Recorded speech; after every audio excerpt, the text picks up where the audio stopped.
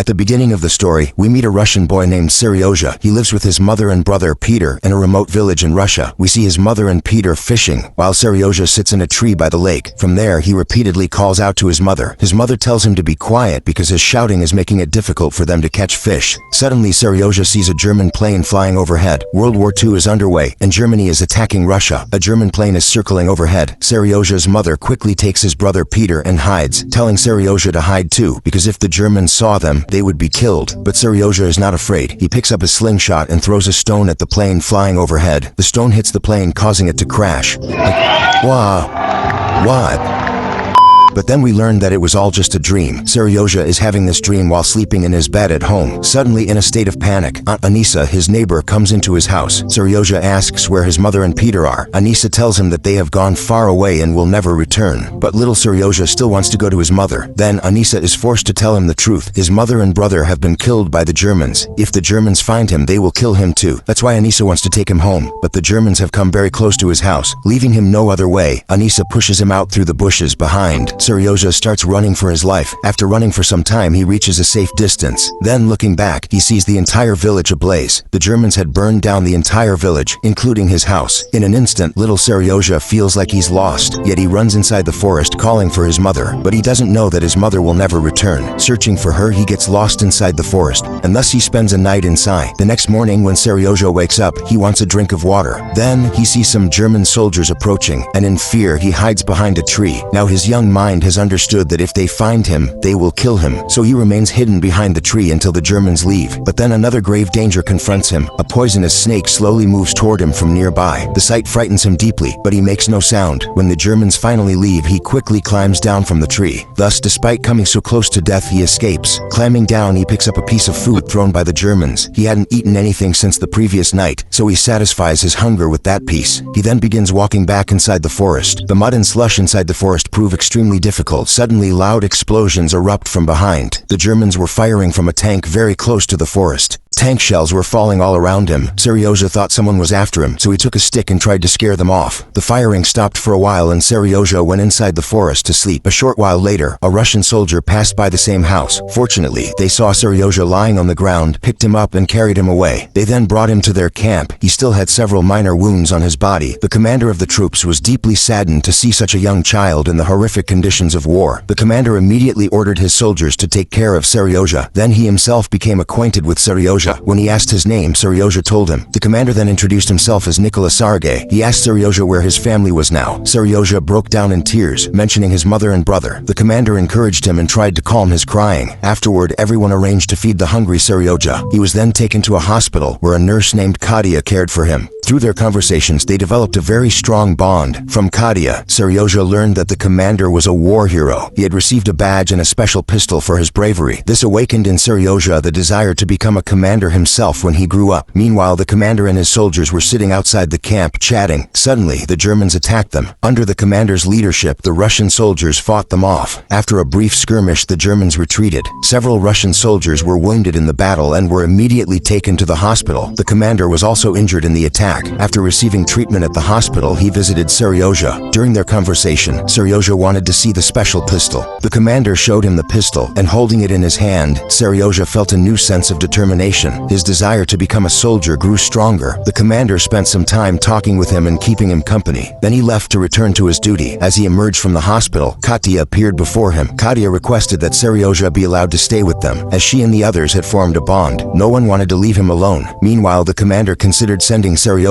to an orphanage, as none of his family members were alive. Furthermore, keeping him in a camp during the war was extremely dangerous. Therefore, the commander believed the orphanage would be the safest place for him, but Katia insisted that she could take care of Seryozha. Nevertheless, the commander remained firm in his decision, citing safety concerns. This left Katia deeply saddened. She told a friend that she would never forget Seryozha. Seryozha had developed a strong friendship not only with Katia, but also with the other soldiers. One of the soldiers gifted him binoculars. Another, like Katia, told the commander that he should reconsider the matter, as all the soldiers in the camp had left their wives and children at home, and Seryozha had now become like a child to them. If he were sent away, the soldiers' morale could plummet. Hearing this, the commander understood the true situation. Therefore, the decision to send Seryoja away was difficult for him as well. However, given the war situation, it was unsafe to keep him in the camp, as it was uncertain from which direction the Germans would attack, and a surprise attack was imminent. That day, the commander, along with his troops, faced a German attack. Despite being outnumbered in strength and weapons, his soldiers bravely counterattacked under his leadership. The Germans were not easily routed. In this battle, as in the previous one, many were injured or killed. Immediately after the attack, the commander realized that it would be inappropriate to keep Seryoja there, so he quickly wrote a letter to send him to the orphanage. The next day, people came to take Seryoja away. The commander went to tell him this but was unable to speak because he had developed a deep affection for Seryoja. Finally, he gave him a toy pistol and then proposed sending him to the orphanage, but Seryoja told the commander that he had been waiting for him. He'd been praying repeatedly for the commander's safety on the battlefield. Hearing this, the commander became very emotional. He asked him, "Will you be my son?" Seryoja immediately said yes. Then the commander tore up the orphanage letter and sent the people back.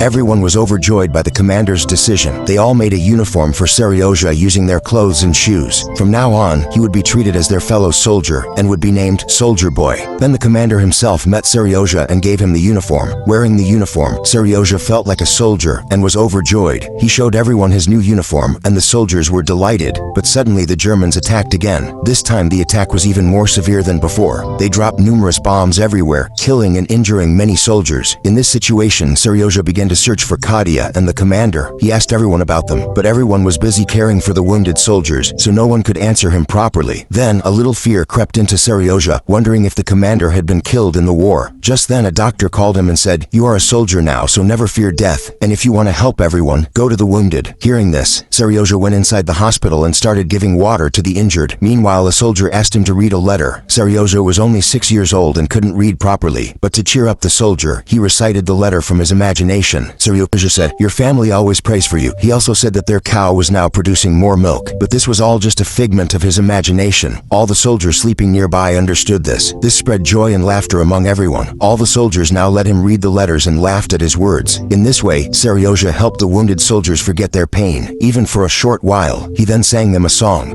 In the next scene, we see Seryoja sleeping in Katia's lap. At this moment, the commander wanted to say something to Katia, but the words didn't come out clearly. In reality, the commander had long liked her, but his throat would tremble every time he spoke. This time too, he was unable to speak. Meanwhile, Seryoja woke up. Then, without revealing his true intentions, the commander told Katia to go to the hospital to perform her duties. Katia's duty time had already arrived, so she left Seryoja with the commander and went to work. It was here that we saw Seryoja start calling him Papa. Thus, a father-son bond developed between them. The commander then returned to his place and resumed his duties. Meanwhile, Seryoja retrieved a small knife from somewhere and began using it like a grown man. Seeing this, the other soldiers burst into laughter. After cooking, Seryoja went to the commander and began reporting like a soldier. He also asked if he had a mission. The commander then said, "I have an important mission for you. A letter will arrive at the camp shortly with several letters, and your job will be to deliver them to everyone." Seryoja was overjoyed to receive this mission. Meanwhile, a cut appeared on his cheek. When asked why, Seryoja said it happened while shaving, but in reality, he applied the bandage to imitate the commander, who also suffered a slight cut while shaving. Shortly after, a soldier arrived at the camp with letters. Seryoja took them and began distributing them among the soldiers. In this way, by delivering letters to everyone, he completed his mission with full responsibility. Despite his young age, his mind was now fully imbued with military discipline. This showed how wartime conditions could affect a young child. After distributing the letters, Seryoja took his binoculars and started looking around. Suddenly, he saw a patch of hay not far from the camp. He looked closer and saw a foot gently moving in the grass. It seemed someone was hiding in the grass. Seryoja quickly went back to the camp and told everyone about it. At first, everyone thought he was making it up, but Seryoja insisted that what he saw was true. The soldiers then paid attention and went to investigate the patch of hay. Seryoja guided 3 soldiers, Andrei, Jera, and Vanya. They all approached the patch of hay quietly and cautiously. Andrei led the way with Jera, and Vanya covered them from behind. Then they started creating smoke by burning dry grass near a haystack. Unable to bear the smoke, a soldier emerged from the hay. The Russian soldiers were shocked to discover that he was a German spy and immediately arrested him. Thus, thanks to Seryoja's bravery, they escaped the German plot. This news spread throughout the camp, and Seryoja became a war hero to everyone there. The commander was also very proud of what he had witnessed. Meanwhile, Seryoja had no idea. He continued to work as a soldier, delivering letters. After finishing his duty, he went to report to the commander. The commander gave him some good news. He said that he had approached the Russian government with a request to accept Seryoja as his legal child, and the government had approved it. This meant that the commander was now officially Seryoja's father. Seryoja was overjoyed to hear this. Then he said that he should tell Katia too, because he liked the commander very much.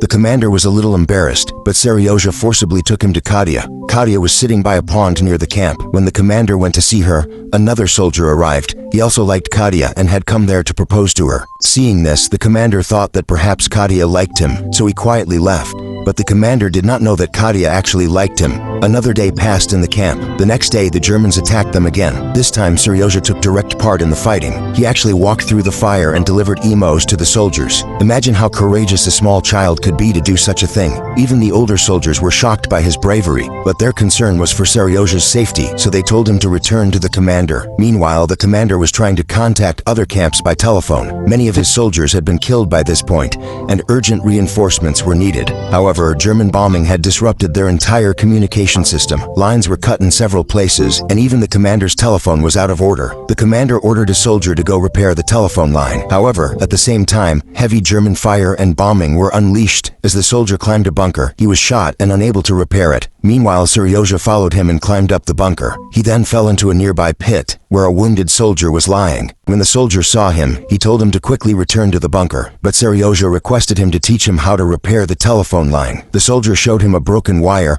and explained how to reconnect it. Seryozha, following his instructions, went to the line and repaired it by connecting the two wires. Imagine a 6-year-old child displaying such heroism. It was truly amazing. Thanks to Seryozha's bravery, the telephone line was restored, and the commander managed to secure reinforcements and hold off the Germans for the time being. Ultimately, this attack temporarily halted the fighting between the two sides. The next day, Seryozha suddenly visited Katya and told her that his father, the commander, was very ill. Despite his best efforts, he couldn't. He was unable to eat anything. Hearing this, Katya ran to him.